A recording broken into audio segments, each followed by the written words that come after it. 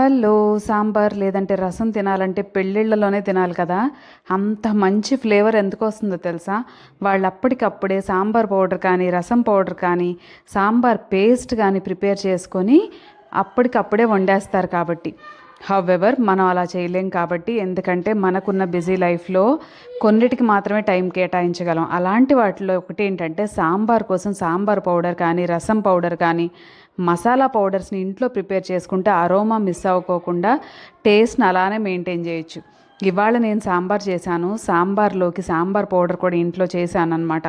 ఎప్పుడు చేసేస్తాను. ఒక 10 లేదంటే 12 సర్వింగ్స్‌కొచ్చేలాగా ప్రిపేర్ చేసేసుకొని పెట్టేసుకుంటాననమాట. కలర్ చూసారా? కలర్‌తో పాటు టేస్ట్ ఇంతకన్నా సూపర్‌గా ఉంది.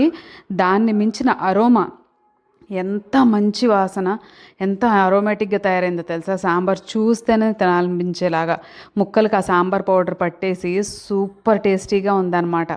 సో, సాంబార్ పౌడర్ రెసిపీస్, రసం పౌడర్స్, చికెన్ మసాలా పౌడర్స్ ఇవన్నీ మన ఛానల్లో ఉన్నాయి. తప్పకుండా మన ఛానల్ని ప్లీజ్ డూ విజిట్.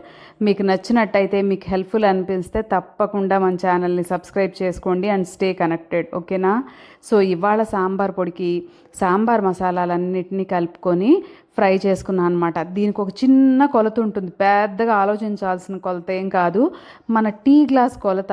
ఆ టీ గ్లాస్ కొలతతోటి మనం సాంబార్ పౌడర్ని సూపర్గా చేసేసుకోవచ్చు. మళ్ళీ చెప్తున్నా, 3:2:1 రేషియోలో ఏదైనా సరే, రసం పౌడర్ అయినా సాంబార్ పౌడర్ అయినా హాయిగా చేసుకోవచ్చు. మనం తినొచ్చు, అందరికీ కూడా పెట్టచ్చు. అంత బాగుంటుంది.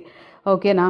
సాంబార్ పౌడర్ బయట షాప్స్లో తీసుకుంటే అది ఒక కలర్లో ఉంటుంది కదా, అది ఎందుకు వస్తుందో మీకు ఎవరికైనా తెలిస్తే నాకు చెప్పండి.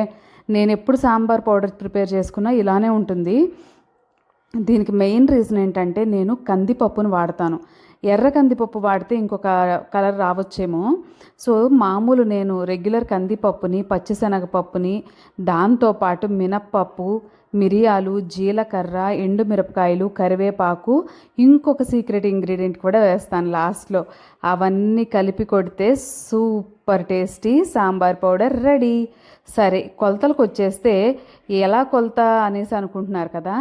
ఒక కప్పు, ఒక టీ గ్లాస్ కందిపప్పుకి హాఫ్ టీ గ్లాస్ శనగపప్పు, హాఫ్ టీ గ్లాస్ మినప్పప్పు, హాఫ్ టీ గ్లాస్ కన్నా తక్కువ మిరియాలు, జీలకర్ర, 1/4 టీ గ్లాస్ అనుకోండి మిరియాలు, జీలకర్ర. దీంతోపాటు శుభ్రంగా ఎండుమిరపకాయలు 4-5 మీ కారాన్ని బట్టి. దాంతోపాటు ఒక అదే గ్లాస్ తోటి కరివేపాకు, పచ్చి కరివేపాకు ఉంటే ఓకే, లేదంటే కరివేపాకు ఎండిందైనా పర్వాలేదు. సో కరివేపాకు దాన్ని వేసుకున్నా కూడా సూపర్ ఫ్లేవర్ఫుల్గా ఉంటుంది. ఇవన్నీ కలిపి డ్రై రోస్ట్ చేసుకోవాలి సిమ్లో పెట్టేసేసుకొని. ధనియాలు మర్చిపోవద్దు, 3/4 గ్లాస్. సో కప్పు కందిపప్పు, అరకప్పు పచ్చిశనగపప్పు, అరకప్పు మినపప్పు, 1/4 కప్పు ధనియాలు, 1/4 కప్పు జీలకర్ర, 1/4 కప్పు మిరియాలు, 1 కప్పు కరివేపాకు. వీటన్నిటిని శుభ్రంగా డ్రై రోస్ట్ చేసేసుకొని మంచిగా చల్లారిన తర్వాత చక్కగా మెత్తగా పౌడర్ కొట్టేసేసుకొని ఒక గ్లాస్ జార్లో స్టోర్ చేసుకోవడమే. నేను 1 కప్పు అంటే టీ గ్లాస్ మందంతో చేసిన దాంతో అయితే నేను చెప్పాను కదా, 10-12 సార్లు నేను సాంబార్ పెట్టుకోవడానికి సరిపోతుందన్నమాట. ఇప్పుడు మీరు చూస్తున్న క్వాంటిటీనే నాది, నేను ప్రిపేర్ చేసుకుంది. దీన్ని చక్కగా గ్లాస్ జార్లో పెట్టేసుకొని ఫ్రిడ్జ్లో పెట్టాల్సిన అవసరం కూడా లేదు. చక్కగా బయట పెట్టేసుకుంటే సూపర్గా ఉంటుంది. అరోమా అస్సలు మిస్ అవ్వదు. గ్లాస్ జార్లో పెట్టండి. టైట్గా ఎయిర్ టైట్ ఉన్న గ్లాస్ జార్స్లో పెట్టుకుంటే దాదాపు ఒక నెల 15 రోజుల వరకు అయితే అసలు అరోమా కూడా మిస్ అవ్వదన్నమాట. అంత సూపర్గా ఉంటుంది. ఇలాంటి ఎన్నో యమ్మీ రెసిపీస్, పచ్చళ్ళు, దాంతోపాటు కూరలు, నాన్ వెజ్, వెజ్ అన్నీ బ్యాచులర్ స్టైల్లో సింపుల్గా చేసేసుకునే వాళ్ళకి లంచ్ బాక్స్ సిరీస్లు అన్నీ ఉన్నాయి. కాబట్టి తప్పకుండా మన ఛానల్ని విజిట్ చేయండి. అలానే please do like, share and subscribe.